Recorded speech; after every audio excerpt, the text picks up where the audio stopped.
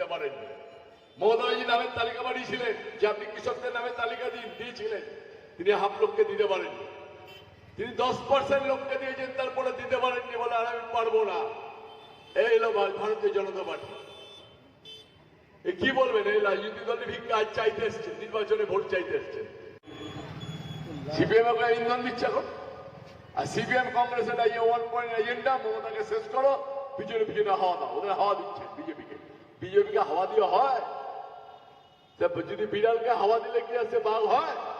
সে বিড়ালকে হাওয়া দিলে হয়তো একটু বড় হতে পারে, সে বন বিড়াল হতে পারে, কিন্তু সে তো আর বাঘ তারা হবে না ভাই, বন বিড়াল হয়ে যেতে পারে যদি হাওয়া দেয়। সেই বন বিড়ালই হচ্ছে, আর কিছু করার নেই। ভয়ঙ্কর ভয়াবহ। এর জবাব আপনাদের দিতে হবে। 30 তারিখ ভোট, নির্বিঘ্নে ভোট হবে, নিশ্চিন্ত জেনে রেখে দিন।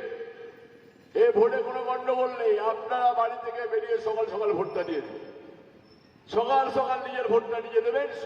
জীবনযাপন হাওয়াই চটি, পায়ে আঘাত, কত ব্যঙ্গ উপহাস করিয়া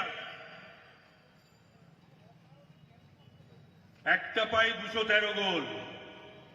খেলা হবে এবার, তো খেলা হবে ভারত জুড়ে। দুপায়ে তৈরি থাকো বিজেপি। এই মমতা বন্দ্যোপাধ্যায়ের নেতৃত্বে বিজেপি বিরোধী ঐক্য হবে এবং সেই ঐক্য ভারতবর্ষে তাকতি তাউস থেকে বিজেপিকে উৎখাত করবে। যে কথা বাংলার মাটিতে দাঁড়িয়ে ঔদ্ধত্যের সুরে অমিত শাহ বলেছিলেন না, খারকে ফেক দুঙ্গা। দিন গোনো এবার তোমাদের উৎপাটিত হওয়ার সমূলে দিন চলে এসেছে। বাংলার বিধানসভায় কংগ্রেস শূন্য, বাংলার বিধানসভা মার্ক্সবাদী কমিউনিস্ট পার্টি তথা বাম শূন্য। কেন?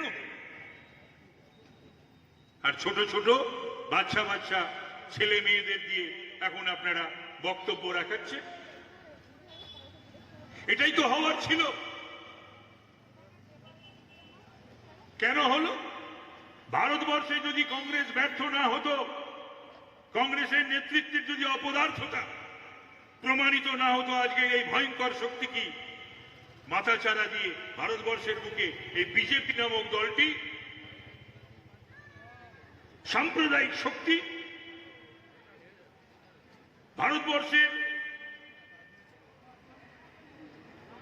সনাতন ধর্ম বিরোধী শক্তি, সংবিধান বিরোধী শক্তি, সংস্কৃতি কৃষ্টি বিরোধী শক্তি মাথাচাড়া দিতে পারত। কাজল সিনহার ছবি নিয়ে ঘুরে বেড়াচ্ছে। কি অবস্থা! নরেন্দ্র মোদীর ছবি খুঁজে পাচ্ছে না, অমিত শাহ ছবি খুঁজে পাচ্ছে না, কাজল সিনহার ছবি বুকে বেঁধে ঘুরে বেড়াচ্ছে। কারণ কি?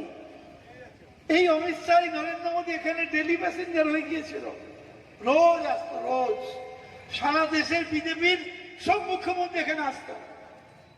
মমতা বন্দ্যোপাধ্যায়ের নেতৃত্বে বাংলার মানুষ দুই গালে দুই থাপ্পড় মেরে বলেছে এই রাজ্যের শেষ কথা বলবে মমতা বন্দ্যোপাধ্যায়।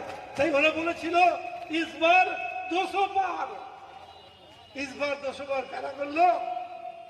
বিজেপি করলো না, আমরা করলাম। 211 ছিলাম, 213 হলাম। তারপর 3টে জিতেছি, 216 হয়েছি। এবার 4টে জিতবো, 220 হবো আমরা। কেউ আমাদের আটকে রাখতে পারে।